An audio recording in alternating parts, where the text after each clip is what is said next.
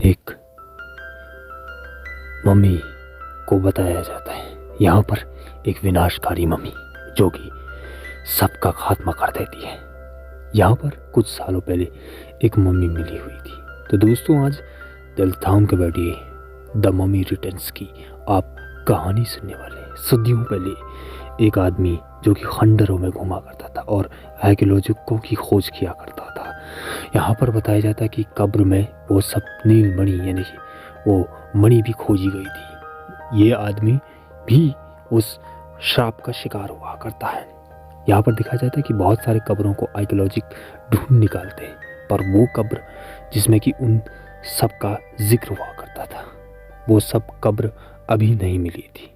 तभी हम देखते हैं कि अनक्सनामुन की एक कहानी को हम देख पाते हैं, जिससे कि बार बार उस समय पहले हुआ करता था, वो रानी हुआ करती थी यहाँ की। तब दिखाया जाता है कि अब वो बहुत रानी हुआ करती थी और रानी की बेटी हुआ करती थी। इस कारणवश उसने उस बेटी को भी मारना चाहा और एक शैतानी शक्ति को बुलाना चाहा, पर वो हो न सका उस समय।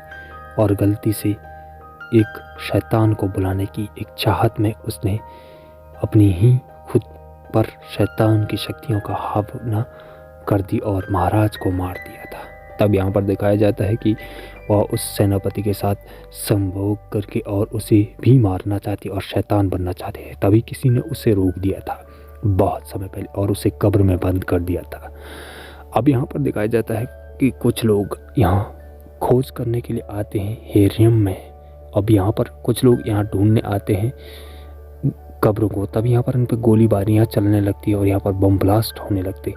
और वो कहती है कि उसका दोस्त को कहती है कि जाओ तुम उधर जाओ, यहाँ पर बहुत बड़ा ब्लास्ट हो जाता है। तभी यहाँ पर बहुत समय पहले कि यहाँ पर एक मूर्ति निकल आती है। तभी वो फौज कमांडर को कहते हैं और यहाँ पर वो वहाँ देखते हैं कि यहाँ पर एक लड़की आती है। तुमने मेरे साथ बदतमीजी की थी, तुम बताओ तुमने वो कहाँ छुड़ाया। और वो लड़की एक थप्पड़ मारती है उस पर इतना जोर का, और वो कहती है कि ये दोनों भी मेरे साथ चलेंगे, चलो जाओ। सो उनका कमांडर उन्हें आदेश देता है यहाँ अंदर जाने का। तभी यहाँ पर दिखाया जाता है कि एक पारा जो कि इस कब्र की रक्षा कर रहा है। और यहाँ पर दिखाया जाता है कि कब्र में कुछ पहरेदार भी दिखाई देते हैं।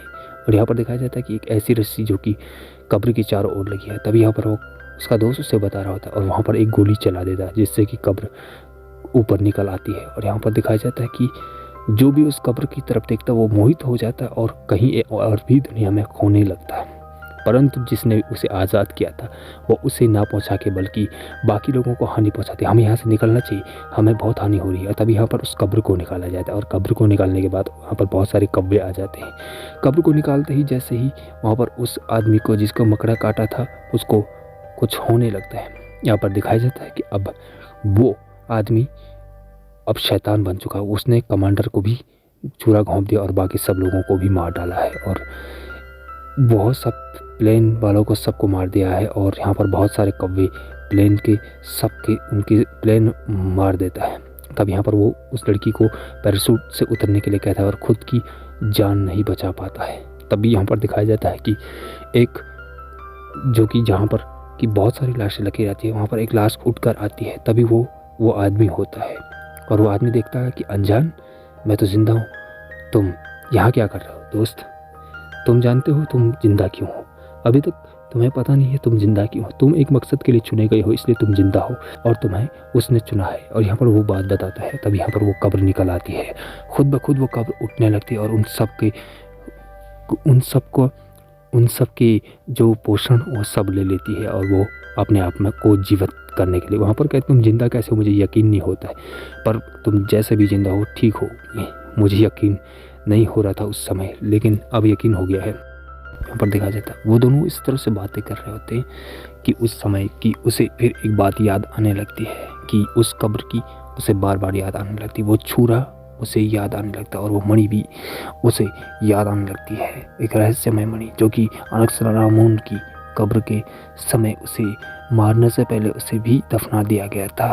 और ये कहानी उसे याद आती है और वो छुरा कब्र फादर के किसी कब्र में छुपाया गया था उस समय उसे मरने के बाद। तभी वहाँ पर वो फादर की कब्र को ढूंढ लिया जाता है और यहाँ पर दिखाया जाता है कि वो वही है, वो लड़की उस बारे में बात कर रही थी और इस बारे में तभी यहाँ पर वो धीरे धीरे जिंदा होने लगती है। इस तरह से दिखाया जाता है कि वो उसी की बात कर रहे होते हैं जो उस समय पहले था। तभी यहाँ पर एक उसका दोस्त उसे बुला रहा होता है और वो मेरे साथ इधर आओ।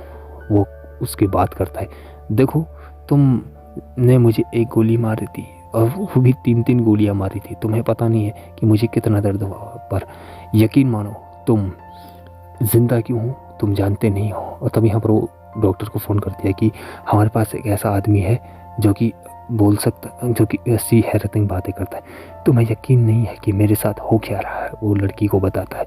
तभी यहाँ पर दिखाया जाता है वो कहता है रुक जाओ। तभी यहाँ पर दिखाया जाता है अनक्स-नामून वापस आ जाती है और इस तरह से वो उसे पकड़ने लगती है और उसे मारने की कोशिश करती है। यहाँ पर उसे एक वहम हो जाता है, यानी कि विज़न होता है और यहाँ पर दिखाया जाता है कि सड़क के बीचों बीच उसे एक विज़न होता है और तभी अनक्स-नामून उसे दिखाया जाता है कि वो होश में नहीं है और इस तरह से वो ऐसी हरकतें कर रहा था। तभी यहाँ पर दिखाया जाता है कि वो निकल आता है और कहीं और भाग जाता है। वो दरअसल सच होता है और यहाँ पर अनक्स-नामून उसे छोड़ने वाली नहीं होती और उनका ट्रक के साथ एक्सीडेंट भी हो जाता है और वो नीचे गिर जाता है। इस तरह से दिखाया जाता है कि अब वो उस लड़की का खून भी लेने वाली थी, परंतु वो पोषण उसका भी लेने वाली थी, पर उसको कैद कर लिया जाता है। उसको पकड़ने की बहुत की जाती और उस आदमी को पकड़ लिया जाता है। तभी यहाँ पर उस आदमी को दिखाया जाता है जो आदमी से वो लड़की बात करे। तुम जानते हो ना, इस शराब का शिकार मैं भी हूँ। हाँ, मेरा एक हाथ नहीं है पर मैं एंटी डोज लेता रहता हूँ, जिंदा हूँ। आखिर क्यों? इसकी वजह से, इसके लिए। जानते हो ना, आखिर इसको, इसका पारा अगर हम सुखा दे तो ये मर सकती है धीरे धीरे, जल्दी जल्दी। इस तरह से ये बात करते हैं कि अगर हम इसे ज़िंदा ना रखें और इसे मारने की चाह में हम अगर कुछ गलत कर पड़े तो देख लो हमारे साथ क्या हो सकता है। हमारे साथ बहुत बुरा हो सकता है। जिस तरह से तुमने गोली चलाई ना, उस वजह से वो आज़ाद हो गई थी और अब वो तुम्हारा साथ ही अपनी ज़िंदगी बितानी चाहती है, ऐसा उसे वो आदमी बताता है।